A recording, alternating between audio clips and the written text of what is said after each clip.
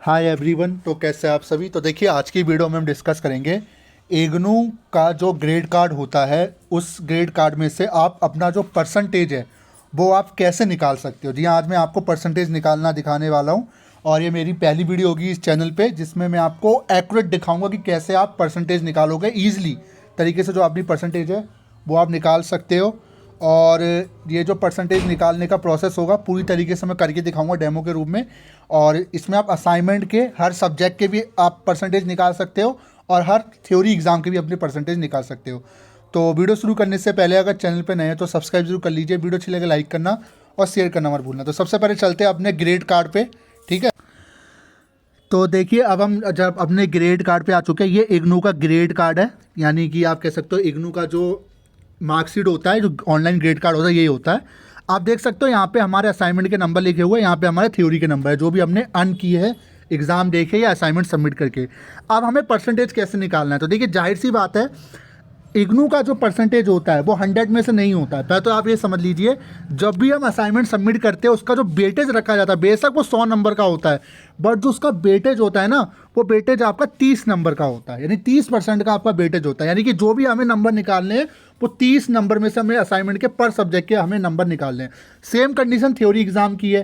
Theory exam का जो 100 number का आपका पेपर आता होगा, बट उसका जो वेटेज होता है वो वेटेज आपका 70 नंबर का होता है, यानी 70 में से हमें जो नंबर निकालने होते हैं। अब परसेंटेज कैसे निकाली जाए, असाइनमेंट की कैसे निकाली जाए और थ्योरी एग्ज़ाम की कैसे निकाली जाए, तो अब जरा ध्यान से देखिए।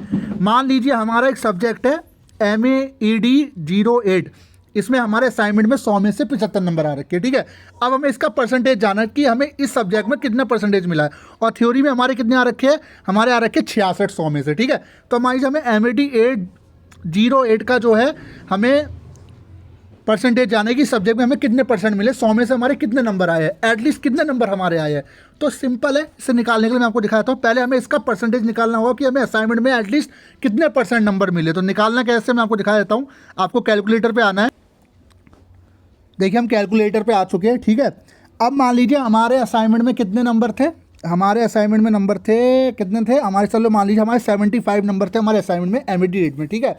अब हमें क्या करना है, अब हमें इसको गुना करना है। गुना कैसे करना है, 30 से, क्योंकि हमारा जो असाइनमेंट का वेटेज जो 30 का है, ठीक है। और अब इसको डिवाइड कर देना 100 से, क्योंकि हमें क्या करना, हम नहीं तो 100 से नंबर मिल रहे तो हम इसको डिवाइड करेंगे 100 से। जैसे हम इसे 100 से डिवाइड करेंगे तो आप देख सकते हो हमारे जो परसेंटेज आ गई है। तो यानी हमारे असाइनमेंट में कितने नंबर आए, हमारे 30 में से 22 नंबर हमें मिले हैं असाइनमेंट के अंदर। तो ये हमारा जो है असाइनमेंट का जो है हमारा परसेंटेज निकला है, यानी नंबर निकला है। एटलीस्ट जो नंबर बने हैं 100 में से 75 नहीं बने हैं, 30 में से 22 नंबर हमें मिले असाइनमेंट के अंदर, ठीक है। अब थ्योरी एग्जाम की बात कर लेते हैं। थ्योरी एग्जाम में हमें कितने मिले, 66 नंबर 100 में से, ठीक है। बट वो 100 नंबर का वेटेज नहीं होता, वो होता है उसका 70 नंबर का, ठीक है। तो 70 का होता है, हम गुना करेंगे 70 से और डिवाइड करेंगे 100 से।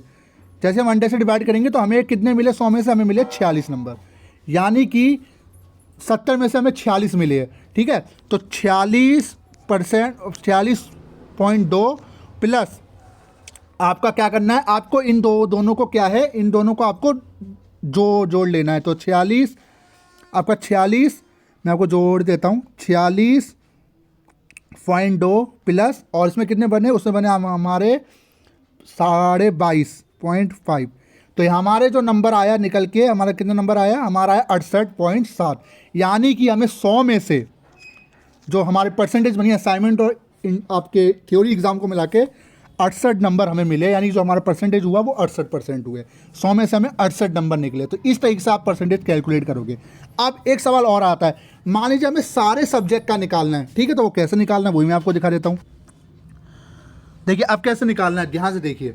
अब आपको क्या करना है, मान लीजिए हमें तो एक सब्जेक्ट का मिल चुका है, एक सब्जेक्ट का हमें आ गया कि हमें हमारे नंबर 100 में से कितने बने। अब मान लीजिए हमें इन सब का निकालना है, इन सबको इन सब का निकालना है। अब सिंपल है इसका कैलकुलेशन, इन सबको जोड़ दीजिए जो भी आता है, ठीक है। जोड़ने के बाद उसको 30 से जो है गुना कर दीजिए और 100 से भाग कर दीजिए, तो वो आ जाएगा। सेम इस कंडीशन को यही कीजिए थ्योरी एग्जाम के लिए, 70 से गुना कीजिए, 100 से डिवाइड कीजिए, भाग दीजिए, और उसका परसेंटेज आएगा, दोनों को प्लस कर दीजिए, और उसका जो परसेंटेज है वो आपका जो है परसेंटेज आपका बन जाएगा टोटल सब्जेक्ट का, ठीक है। इस तरीके से जो है आपको परसेंटेज निकालना है, ठीक है। तो ये पूरा प्रोसेस है। अब मान लीजिए काफ़ी बच्चे कहते हैं सर प्रैक्टिकल का कैसे निकालें, तो प्रैक्टिकल का भी सिंपल प्रोसेस है। प्रैक्टिकल का प्रोसेस ये कहता है, मान लीजिए प्रैक्टिकल आपके 2 और 4 क्रेडिट के प्रैक्टिकल होते हैं। काफ़ी बच्चों के प्रैक्टिकल के भी परसेंटेज निकालना होता है, उनका मैं बताया था उनको प्रैक्टिकल का कैसे निकालना है।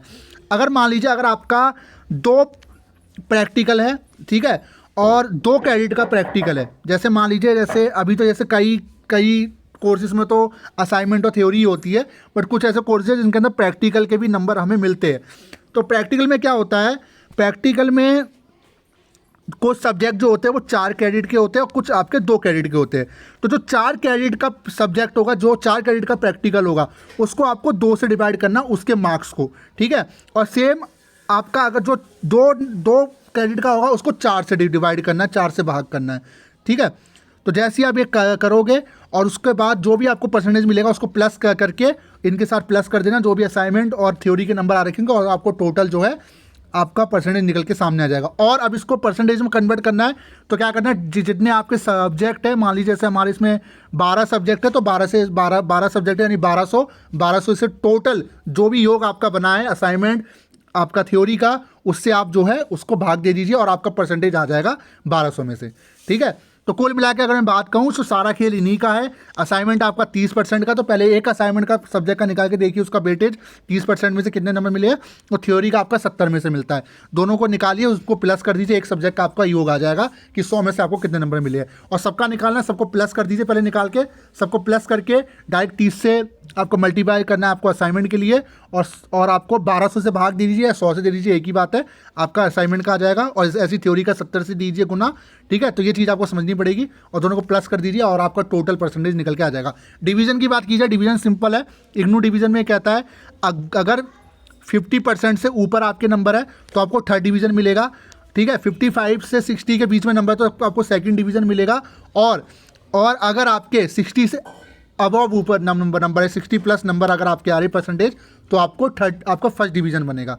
ये 3rd डिवीजन कुछ कंडीशन में बनेगा, 3rd डिवीजन बनेगा आपका 50 से 55 के बीच में, यानी 55 से नीचे जितना भी आपका डिवीज़न होता है वो सारा आपका 1st डिवीज़न आपका 3rd डिवीज़न में आता है।